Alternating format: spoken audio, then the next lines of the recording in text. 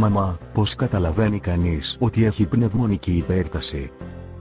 Αγοράκι μου, το κύριο σύμπτωμα αυτής της πάθησης είναι η υπερβολική κόπωση, κυρίως κατά την άσκηση. Αλλά όσο η νόσος προχωρά, τα συμπτώματα γίνονται αντιληπτά και στην απλή καθημερινή δραστηριότητα, το λαχάνιασμα, η δύσπνοια, ο πόνος στον θώρακα και τέλος η λιποθυμία κατά τη διάρκεια μιας σωματικής δραστηριότητας μπορεί να κρύβουν πνευμονική υπέρταση.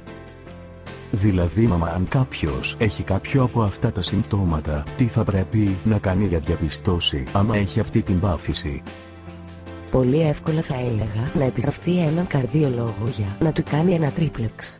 Δεδομένου όμως της πλειοψηφίας των διαγνώσεων που δεν έγιναν στην ώρα τους από γιατρούς που δεν γνώριζαν ακόμα και από ποιο σημείο πρέπει να ελέγξουν την πνευμονική υπέρταση, θα πω μόνο σε εξειδικευμένους γιατρούς που έχουν τουλάχιστον ξαναχειριστεί περιστατικά της πάθησης. Και πού μπορεί κανείς να μάθει ποιοι είναι οι σωστοί γιατροί που να ξέρουν για αυτή την σπάνια νόσο?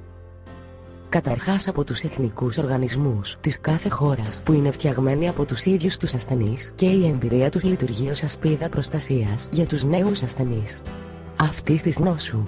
Πληροφορίες για αυτούς τους οργανισμούς βρίσκει κανείς σε όλο τον κόσμο απλά πατώντας PITS και την χώρα του σε όποια μηχανή αναζήτησης χρησιμοποιεί. Τέλεια μαμά μου. Για την Ελλάδα πάντως ξέρω να σας πω που μπορείτε να στέλνετε mail στην μαμά μου στο ph.gris@yahoo.gr.